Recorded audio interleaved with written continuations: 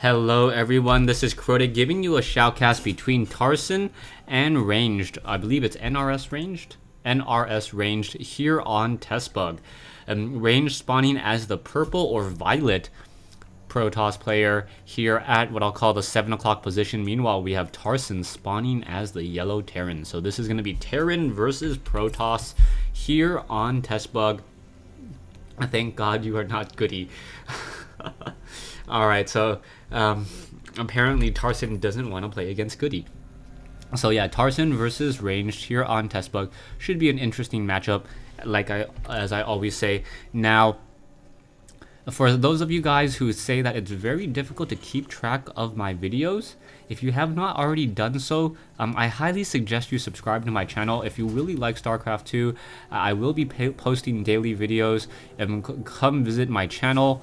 I normally don't ask for subscribers because I know that, hey, a lot of you guys out there automatically know to subscribe if you like content, but a reminder never hurt anyone. Tarson versus Ranged here on Testbug. There is a low ground expansion very close, so I expect both players to try to utilize this and run off of two base play for at least the first 10 to 12 minutes. After that, we'll see how they try to build their armies and what they're going to really do from that stage and that point. We are currently getting a gateway and now an assimilator finally warping in as well. I expect Range to next go for a pylon and then a cybernetics core once that gateway is done. A pretty standard opening here on Testbug. Yeah, pylon going to be built over here instead, as now the probe quickly scouts out and knows that Tarson has not spawned here at the 3 o'clock location by process of elimination, knowing that he is in fact at the 11 o'clock location. Tarson will be able to get up one Marine in time though, and I believe if he micros that Marine very well, he should be able to intercept and shoot down that probe before that probe gets any vital critical information. So he has to be very careful with that Marine. If he's able to stutter step him just enough, he should be able to get that damage there, and now going to start shooting at that probe. The probe able to run away, but that was absolutely critical. Very important that that probe not head up that ramp by denying sight into the base.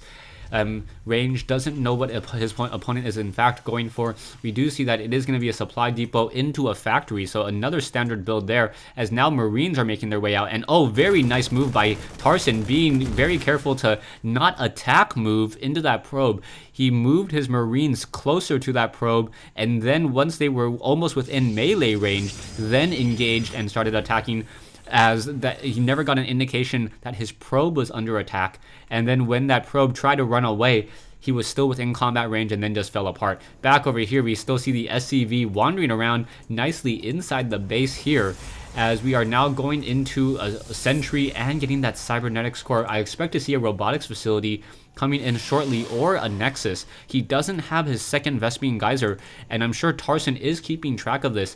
And from this, there's a number of things that Range can do. Range can then attempt to warp in 2 additional gateways as soon as this SCV is taken down, but because no stalker has been chrono boosted out, that SCV is just able to cause delay after delay on the strategy so far, as my computer seems to be lagging for some reason. I am getting new hard drives. Hopefully it will be able to record in 1080p. And oh, interesting, there was vents over here. I never realized that there was vents that led to nothing, just blocking pure line of sight.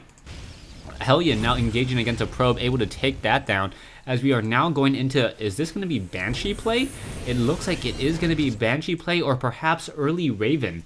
Early Raven obviously shuts down stalkers with that point defense drone. It is also a very strong counter if you know your opponent goes into double gas early, but I didn't see the double gas, and so that means there is not going to be any Dark Templars, and it is going to be a Raven. So a very early Raven coming, or no, it's not Raven, Banshee.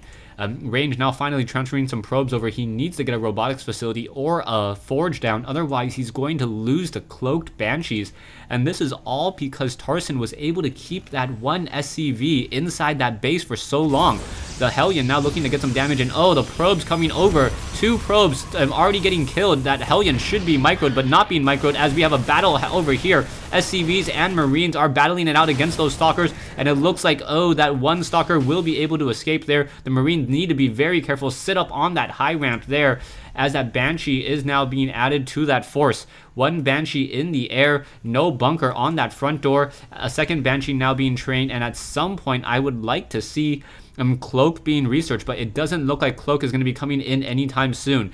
There is that Banshee now in the air, has to be very, very careful. Marines now fighting back. The Banshee is going to be able to shoot down, oh, sorry, the Stalker is able to shoot down that last Banshee there, and a Siege Tank coming in and able to repel that attack. Siege Tanks attacking more quickly than Stalkers, and also dealing more damage than Stalkers.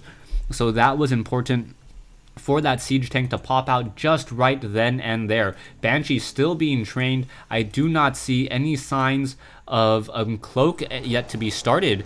So a robotics facility now being added, and it is going to at least force Range to train up some observers and perhaps take up a little bit more gas from Range, so that he will not be able to get as many sentries and Stalkers, and adding to the Zealot count. And of course, Banshees love to shoot down Zealots. Banshees can shoot down the Zealots all day. Back over here, there is a proxy pylon in play, but Range's proxy pylon will get shot down in just a moment. Banshee is just unloading what, those backlash rockets? Yeah, backlash rockets onto that pylon there, and it will get taken down. So down it goes, and a probe just sitting outside that front door to see if any units will be coming out. This looks like it's going to be tank Banshee play. The tanks mainly are going to be there to try to shoot down and destroy Stalkers. The Banshees are going to be there to minimize the amount of damage that Zealots are able to do.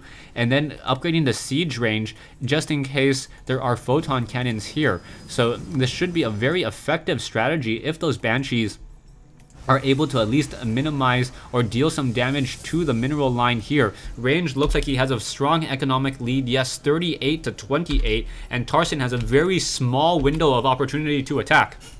The longer this game goes, the worse it is going to be for Range. So the Banshees are now going to come in along that backside and now just start firing at those probes, focus firing one at a time, doing a great job, and now focusing down a Stalker. One Stalker may get taken down, down it goes, and now going after those sentries too. Sentries are very expensive units. You do not want to try to win a war in that particular instance, going to take down that other sentry, but losing the second Banshee as well.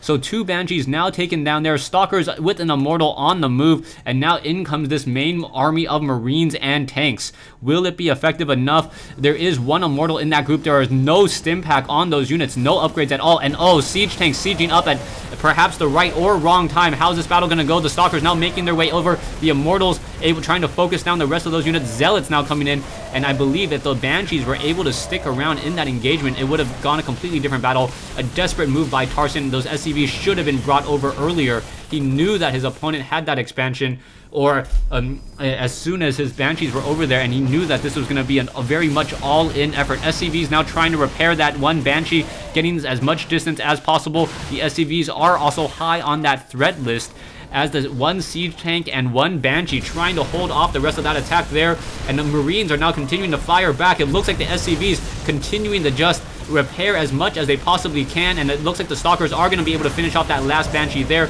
SCVs now repairing each other as a fresh Banshee now coming back to engage.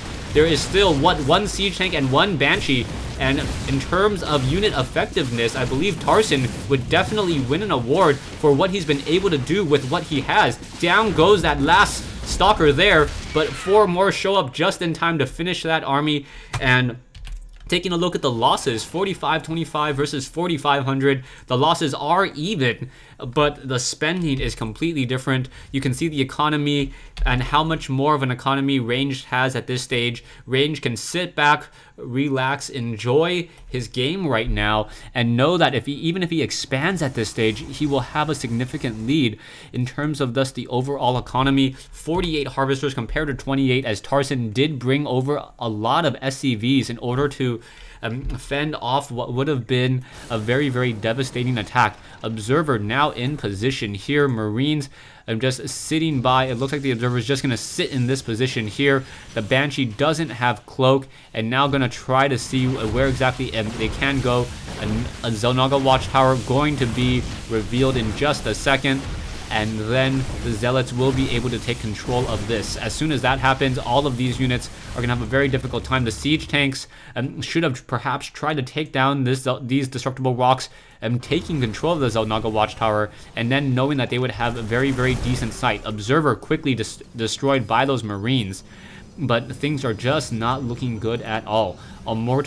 Immortals, Zealots don't have charge, and are we going to have an engagement here? And oh, as the units were moving out, Guardian Shield protecting much of that damage there, as the Immortals taking even more reduced damage even from those backlash rockets. Those backlash rockets reduced by 4 damage each, as the Immortals now just slowly pushing their way through.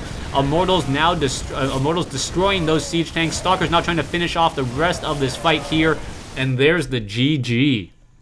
Tarson losing this game to Ranged here on Testbug. And a very interesting strategy by Tarson, opening up with Uncloaked Banshees, trying to use Marine Tank and Banshee against Protoss. Very effective strategy, especially as those Banshees are able to get a lot of damage onto those lower ground units. But I think a medevac or two would have been very successful as well, keeping those Marines alive much, much longer. The Marines would have been able to stick around, would have been able to fight back against those Stalkers. The Stalkers would have to try to focus down those medevacs, and siege tanks would then be able to just blast away. But Tarson did have a couple saving moments. He was able to micro his much smaller army to exchange units 1-for-1 against range, and that really helped him out to keep him in this game as long as he was. Thanks for watching. Thanks for listening. I hope you guys enjoyed this 1v1 replay between Tarson and Ranged here on Testbug.